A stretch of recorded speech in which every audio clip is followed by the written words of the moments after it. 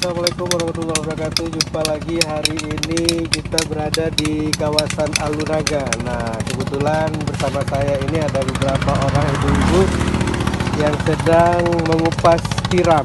Ya Bu ya?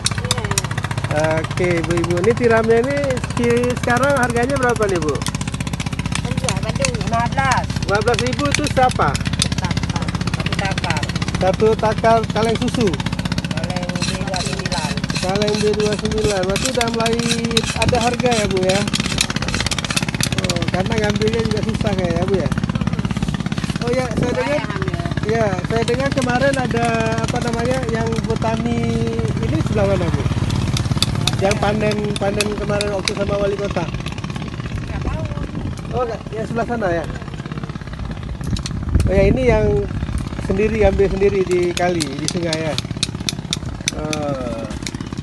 Ini dia pemirsa tiramnya yang sudah dikupas dari kulitnya. Ya, pantas saja harganya mahal nih. Kalau satu begini berapaan nih Bu? 225. Ini 225. Iya.